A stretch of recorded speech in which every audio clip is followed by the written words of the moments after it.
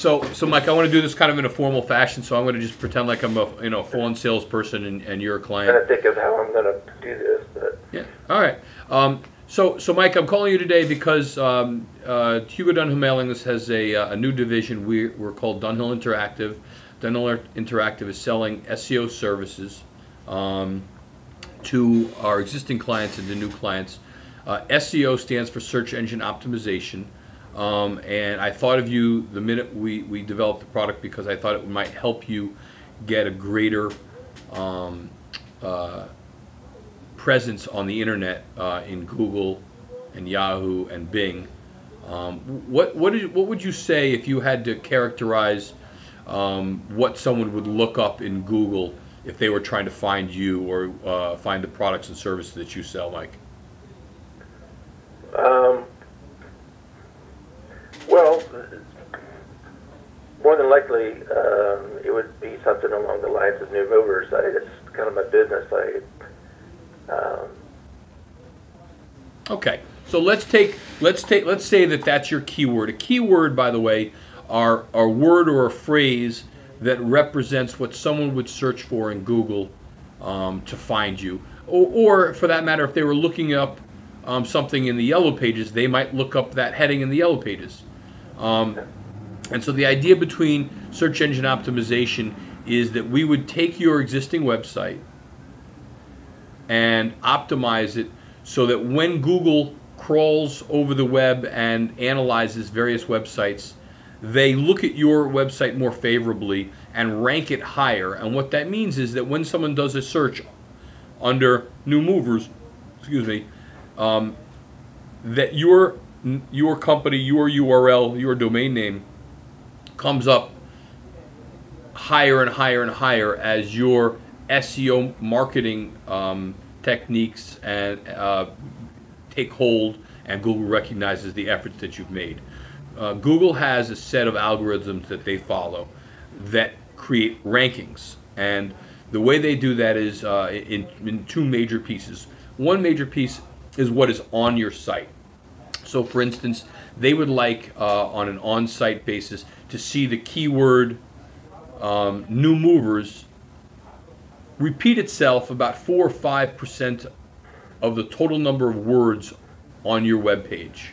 So let's say that you have 200 words on your web page. They'd like to see 5% of those words be your keyword new movers.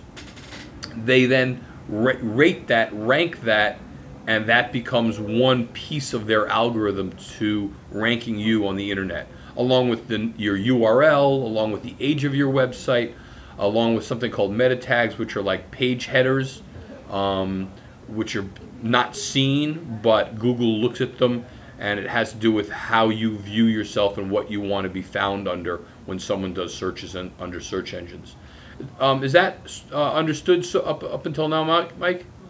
Well, yeah, I'm trying to understand how it is you help me. I mean, I have somebody that develops my website for me, so I don't know what you're going to do for me, what different things you're going to provide for me. Well, I'm not sure what someone has done on your website, but unless they were very, very careful about their services, they put together a website that functions accurately and will continue to function accurately. We won't change the look or feel of your website, most likely at all. A lot of what we do is behind the scenes and isn't seen, but when Google looks at it, they look at back-end coding, and that's where the difference is in terms of ratings. Your existing client, vendor may not have done anything related to SEO. SEO is also an ongoing process. It's not something that you do once and you walk away from. It's something that you do continuously so that you're constantly pushing the envelope on where you find yourself on a Google ranking. We would really do it in conjunction. If they're not doing much on a daily basis or a monthly basis on your website, then the SEO process is not gonna help. It's not gonna be ongoing. You will lose rankings over time if they did it once and walked away. Does that make sense? Yeah, I think I understand a little bit. So there's two halves. As I mentioned, there are two halves of SEO marketing.